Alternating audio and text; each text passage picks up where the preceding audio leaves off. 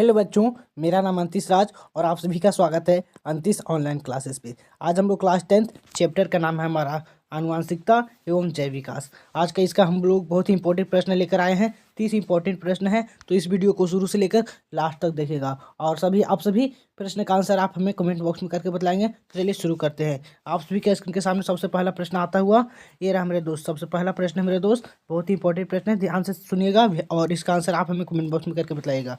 प्रश्न संख्या 32 है मेरे दोस्त, वंशागत नियमों का प्रतिपादन किसने किया था?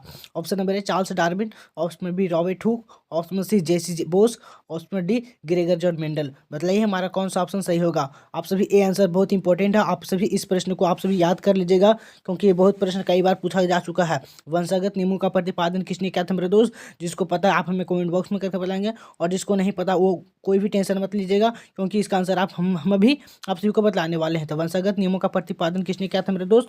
ग्रेगर जॉन मेंडल ने, यानी कि option number D is right answer. प्रश्न संख्या 33 है मेरे दोस्त, इनमें से कौन सही? ऑप्शन नंबर ए डीऑक्सीराइबोन्यूक्लिक एट्यूनिन, option number B deoxyribonucleic acid, option number C deoxyribonucleic anaemia, option number D deoxyribonucleic activity. बताइए हमारा कौन सा ऑप्शन सही होगा। ये भी प्रश्न बहुत ही इंपॉर्टेंट है प्रश्न में है दोस्तों डीएनए का पूरा नाम पूछ रहा है। तो डीएनए का पूरा नाम क्या होता है? ये प्रश्न कई बार हमारे बोर्ड एग्जाम में पूछा जा चुका है। जिसको पता है आप हमें कमेंट बॉक्स में करके बताएंगे और जिनको नहीं पता है आप सभी हम इस वीडियो को शुरू से लेकर लास्ट तक देखिए और इसका हम आंसर भी बताएंगे, इसको याद कर लीजिएगा। इनमें से कौन सी है मेरे दोस्त? तो डीएनए का पूरा नाम होता है मेरे दोस्त डीऑक्सीराइबोन्यूक्लिक एसिड, यानी कि option number B is right answer. अगला प्रश्न आप स्क्रीन के सामने रहा मेरे दोस्त। प्रश्न संख्या 34 है मेरे दोस्त, कान के निचले हिस्से को क्या कहते हैं? बहुत से स्टूडेंट होते हैं कि वीडियो को पूरा नहीं देखते हैं और जिनकी वजह से वो बहुत बड़ी गलती करते हैं। वीडियो पूरा दीजिए। किसी भी चैनल पर अगर आप जाते हैं, अगर कोई भी टीचर्स अगर आपको पढ़ाते हैं तो आप सभी के भले के लिए ही पढ़ाएंगे, आपके फायदे के लिए ही पढ़ाएंगे। प्लीज वीडियो को शुरू से लेकर लास्ट तक देखिएगा, यही मेरा आप सभी से निवेदन है। तो कान के निचले हिस्से को क्या कहते हैं? ऑप्शन नंबर ए कर्णपाली, ऑप्शन बी कर्णरक्षक, ऑप्शन सी कर्णपोशी, ऑप्शन नंबर डी कर्णधार। बताइए हमारा कौन सा ऑप्शन सही होगा। कान के निचले हिस्से को क्या कहते हैं मेरे दोस्त? फटाफट आप सभी आंसर हमें कमेंट बॉक्स में करके बताएंगे मेरे दोस्त। तो कान के निचले हिस्से को क्या कहते हैं मेरे दोस्त? कर्णपाली कहते हैं। Option number A is right answer. अगला प्रश्न है मेरे दोस्त, जैव विकास को सर्वप्रथम किसने समझाया था? Option number A Lamarck, option number B Darwin, option number C अरस्तु, ऑप्शन नंबर डी वाइसमैन। बताइए हमारा कौन सा ऑप्शन सही होगा।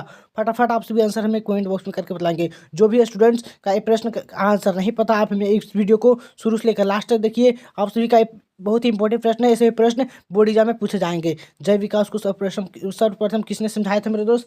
फटाफट आप सभी आंसर हमें कमेंट बॉक्स में करके बताएंगे। तो जैव विकास को सर्वप्रथम किसने समझाया था मेरे दोस्त? तो लाइमार्क ने। इस प्रश्न को याद कर लीजिएगा और हमेशा के लिए अपने दिमाग में सेट कर लीजिएगा। जैव विकास को किसने सर्वप्रथम समझाया था मेरे दोस्त? लाइमार्क ने। अगला प्रश्न आप सभी के सामने ये रहा मेरे दोस्त। प्रश्न संख्या 36 है मेरे दोस्त, विभिन्नताएं कितने प्रकार की होती है?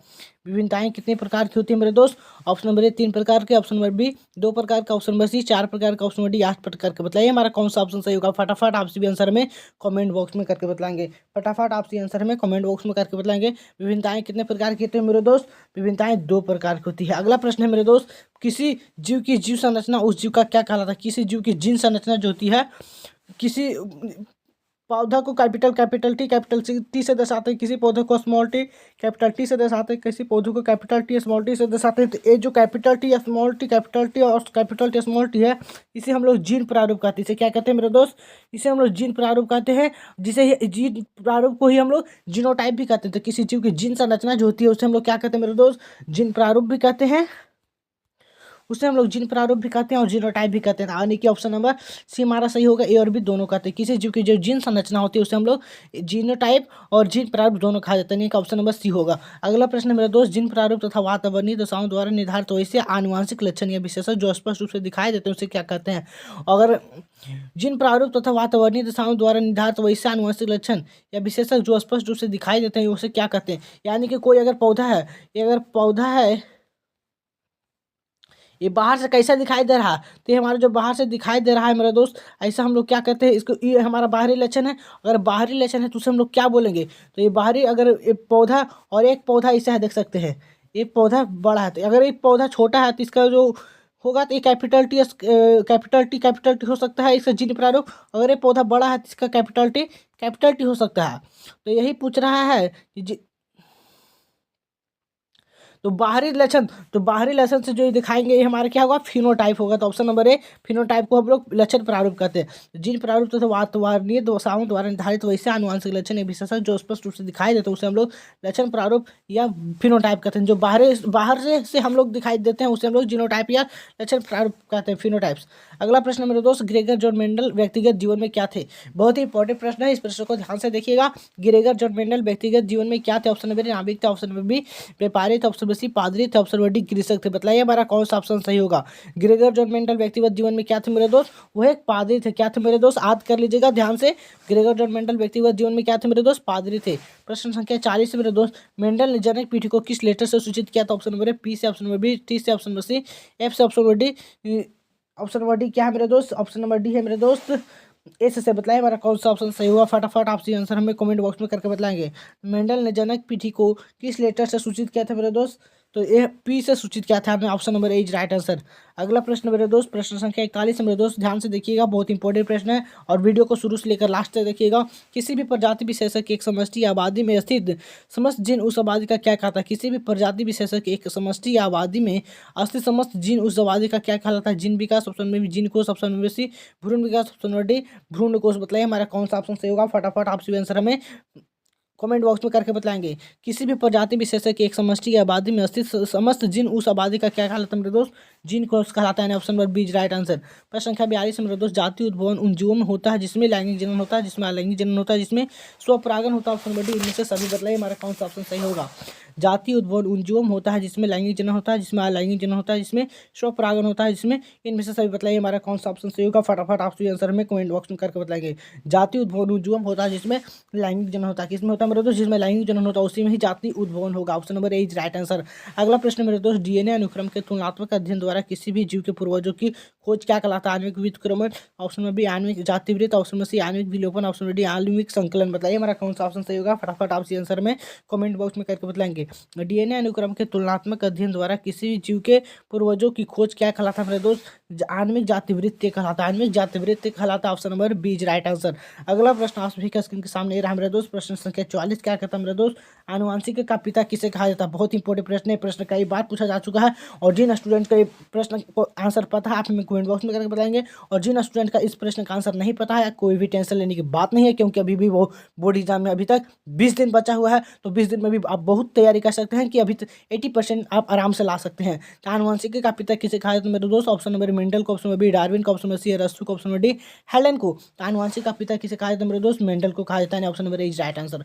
प्रश्न संख्या 45 मेरे दोस्त, किसके मतानुसार जीवों में प्रजनन के द्वारा अधिक से अधिक संतान उत्पन्न करने की क्षमता होती है? ऑप्शन नंबर ए डार्विन के द्वारा, ऑप्शन नंबर बी मेंडल के द्वारा, ऑप्शन नंबर सी हेल्डन के द्वारा, ऑप्शन नंबर डी अरस्तु के द्वारा। बताइए हमारा कौन सा ऑप्शन सही होगा। फटाफट आप सभी आंसर हमें कमेंट बॉक्स में करके बताएंगे मेरे दोस्त। किसके मतानुसार जीवों में प्रजनन के द्वारा अधिक से अधिक संतान उत्पन्न करने की क्षमता होती है मेरे दोस्त? मेंडल के द्वारा। किनके द्वारा जी? मेंडल के द्वारा। अगला प्रश्न है मेरे दोस्त, डीएनए में कितने प्रकार के नाइट्रोजन क्षारक होते हैं? ऑप्शन नंबर ए 2 प्रकार का, ऑप्शन नंबर बी 3 प्रकार का, ऑप्शन नंबर बी सी 4 प्रकार का, ऑप्शन नंबर डी 5 प्रकार के। बताइए हमारा कौन सा ऑप्शन सही होगा। फटाफट आप सभी आंसर में कमेंट बॉक्स में करके बताएंगे। डीएनए कितने प्रकार के नाइट्रोजन क्षारक पाए जाते हैं मेरे दोस्त? तो 2 प्रकार के पाए जाते हैं। अगला प्रश्न मेरे दोस्त, हम लोगों ने प्रश्न 46 तक हम लोगों ने कंप्लीट किया। अगला प्रश्न आप सभी स्क्रीन के सामने रहा मेरे दोस्त, प्रश्न संख्या 47 मेरे दोस्त, द ओरिजिन ऑफ स्पीसीज नाम पुस्तक के लेखक कौन है?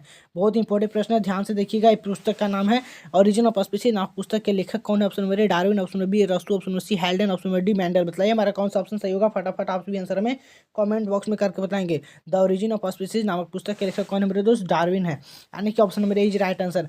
अगला प्रश्न आप सभी स्क्रीन के सामने ए रहा मेरे दोस्त, प्रश्न संख्या है मेरे दोस्त 48, किसी जीव का जीनी संरचना क्या कहलाता है? किसी जीव का जीन संरचना समझ गया? किसी जीव के जीनी संरचना क्या कहलाता है? ऑप्शन नंबर ए लक्षण प्रारूप या फिनोटाइपिक, ऑप्शन नंबर बी जीन प्रारूप या फिनोटाइपिक, ऑप्शन नंबर सी आनुवंशिकी, ऑप्शन नंबर डी विभिन्नता। मतलब हमारे कौन सा ऑप्शन सही होगा। तो किसी जीव की जीन संरचना जो होती है, जीन संरचना का मतलब कि उपादप कैपिटल टी है, उपादप स्मॉल टी है, उपादप कैपिटल टी है, उपादप स्मॉल टी कैपिटल टी है। बताइए जो इस तरह से दर्शाया होता है capital T, small T, capital T and small T capital, इसे हम लोग जीन प्रारूप कहते हैं। तो किसी जीव की जो जीन संरचना होती है, इस जीन संरचना को हम लोग क्या कहते हैं? जीन प्रारूप या जीनोटाइपिक कहा जाता है, यानी कि option number B is right answer. अगला प्रश्न मेरे दोस्त, जीव विज्ञान की वह शाखा जिसके अंतर्गत विभिन्नताएं तथा आनुवंशिकता का अध्ययन किया जाता है क्या कहलाता है? ऑप्शन नंबर जीवाश्म विज्ञान, ऑप्शन नंबर बी भ्रूण विज्ञान, ऑप्शन नंबर सी जीव विज्ञान, ऑप्शन नंबर डी आनुवंशिक आनुवंशिकी। बताइए हमारा कौन सा ऑप्शन सही होगा फटाफट। जो भी स्टूडेंट्स इस प्रश्न का आंसर आप हमें कमेंट बॉक्स में करके बताएंगे उनका नाम अगली वीडियो में लिया जाएगा। जीव विज्ञान की वह शाखा जिसके अंतर्गत विभिन्नताओं तथा आनुवंशिकता का अध्ययन किया जाता है क्या कहलाता है मेरे दोस्त? आनुवंशिकी कहलाता है। Option number D is right answer. अगला प्रश्न है मेरे दोस्त, प्रश्न संख्या 50 नंबर क्या कहता है मेरे दोस्त? अफ्रीका मानव। प्रश्न संख्या 50 है मेरे दोस्त, अफ्रीका मानव का सबसे निकट संबंधी कौन है? Option number chimpanzee, option number B gorilla, option number C बंदर, ऑप्शन नंबर डी गिलहरी। बताइए हमारा कौन सा ऑप्शन सही होगा फटाफट आप सभी आंसर में कमेंट बॉक्स में करके बताएंगे। अफ्रीका मानव का सबसे निकट संबंधी कौन है मेरे दोस्त?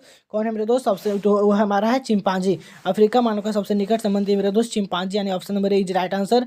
प्रश्न संख्या 51 है मेरे दोस्त, तो पक्षी तथा तितली के पंख है। प्लीज वीडियो अगर आप सभी हमारा इस वीडियो तक यहाँ तक आ चुके हैं प्लीज वीडियो को बिना स्किप किए हुए शुरू से लेकर यहाँ से लास्ट तक देखिएगा, तभी आप सभी को इस प्रश्न का इस चैप्टर से एक भी प्रश्न नहीं छूटेगा। पक्षी तथा तितली के पंख, ऑप्शन नंबर समझात अंग, ऑप्शन नंबर बी असमझात अंग, ऑप्शन नंबर सी अवशेषी अंग, ऑप्शन नंबर डी इनमें से कोई नहीं। बताइए हमारा कौन सा ऑप्शन सही होगा? पक्षी तथा तितली के पंख क्या है मेरे दोस्त? समझात अंग है, असमझात अंग है, अवशेषी अंग है, या इनमें से कोई नहीं। बताइए हमारा कौन सा ऑप्शन सही होगा मेरे दोस्त? पक्षी तथा तितली के जो पंख होते हैं वो असमझात अंग होते हैं। प्रश्न संख्या बी इज राइट आंसर। अगला प्रश्न मेरे दोस्त, अवशेषी अंग का उदाहरण। ऑप्शन नंबर ए कर्ण पलव की पेशियां, ऑप्शन नंबर बी पूछ कैसे रुकाएं, ऑप्शन नंबर डी निषेचक पटल, ऑप्शन नंबर डी इनमें से सभी। बताइए हमारा कौन सा ऑप्शन सही होगा फटाफट आप सभी आंसर हमें कमेंट बॉक्स में करके बताएंगे। तो अवशेषी अंग का उदाहरण मेरे दोस्त कर्ण पलव की पेशियां भी है, कुछ पूछ कैसे रुकाए भी है, और निषेचक पटल भी, यानी option number D is right answer.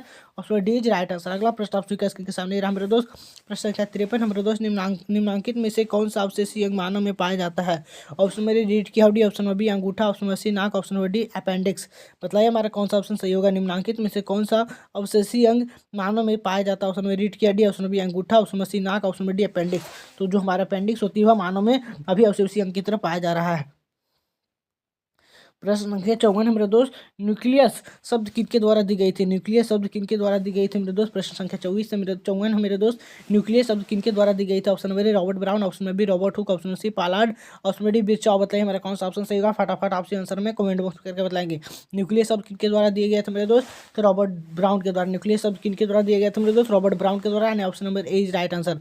प्रश्न संख्या 55 है मेरे दोस्त, मानव शरीर की एक समान कोशिका में कितने जोड़े गुणसूत्र होते हैं? मानव शरीर की एक समान कोशिका में कितने जोड़े गुणसूत्र होते हैं मेरे दोस्त? Option number 46, option number 20 44, option number B 23, option number D 23, option number C 22। बताइए हमारा कौन सा ऑप्शन सही होगा? मानव की एक समान कोशिका में कितने जोड़े गुणसूत्र होते हैं मेरे दोस्त? तो 23 जोड़े गुणसूत्र होते हैं। अगला प्रश्न मेरे दोस्त, प्रश्न संख्या 56 है मेरे दोस्त, मनुष्य, बिल्ली तथा चमगादड़ का अग्रपाद है? समझात अंग, असमझात अंग, ऑप्शन नंबर सी अवशेषी अंग, ऑप्शन नंबर डी इनमें से कोई नहीं। बताइए हमारा कौन सा ऑप्शन सही होगा फटाफट आप आंसर में कमेंट बॉक्स में करके बताएंगे। मनुष्य, बिल्ली तथा चमगादड़ के अग्रपाद है मेरे दोस्त, मनुष्य बिल्ली तथा चमगादड़ के अग्रपाद। ऑप्शन नंबर समझात, ऑप्शन नंबर बी है मेरे दोस्त असमझात, ऑप्शन नंबर सी अवशेषी, ऑप्शन नंबर डी इनमें से कोई नहीं। बताइए हमारा कौन सा ऑप्शन सही होगा? तो मनुष्य, बिल्ली तथा चमगादड़ का अग्रपाद है मेरे दोस्त समझात अंग, option number A is right answer. प्रश्न संख्या 57 है मेरे दोस्त, मानव युग्मक में लिंग गुणसूत्र की संख्या कितनी होती है? 1 होती है, ऑप्शन नंबर बी 2 होती है, ऑप्शन नंबर 3 होती है, ऑप्शन नंबर डी 4 होती है। मानव युग्मक में लिंग गुणसूत्र यानी कि जो स्त्री में XX पाया जाता है और पुरुष में XY पाया जाता है, तो XX है और पुरुष में XY है, इसे ही हम लोग क्या कहते हैं मेरे दोस्त? मानव में लिंग गुणसूत्र, लिंग X को यही से हम लोग लिंग गुणसूत्र कहते हैं। तो कितने पाए जाते हैं मेरे दोस्त? 2 पाया जाता है। Option number B is right answer. प्रश्न संख्या 58 है मेरे दोस्त, ध्यान से देखिएगा, बहुत इंपॉर्टेंट प्रश्न है और इस चैप्टर का सेकेंड आखिरी प्रश्न होने वाला है। निम्नलिखित में से किनको जीव विज्ञान का पिता कहा जाता है? निम्नलिखित में से किनको जीव विज्ञान का पिता कहा जाता है? ऑप्शन नंबर ए लामार्क को, ऑप्शन नंबर बी अरस्तू को, option number C Charles Darwin को, ऑप्शन डी ग्रेगर मेंडल को। निम्नलिखित में से किनको जीव विज्ञान का पिता कहा जाता है मेरे दोस्त? तो अरस्तू को पिता कहा जाता है। प्रश्न 64 है, इस चैप्टर का आखिरी प्रश्न होने वाला है। निम्नलिखित में से कौन गुरुत्वानुवर्तन का उदाहरण है? गुरुत्वानुवर्तन का मतलब होता है कि नीचे की ओर वृद्धि करना, नीचे की ओर वृद्धि करना। फल की क्या वृद्धि नीचे की ओर होती है? नहीं। जड़ की वृद्धि, हाँ ये हो सकता है। फूल की वृद्धि वही ऊपर और होता है, और में से कोई नहीं। Option number B is right answer, जल की वृद्धि।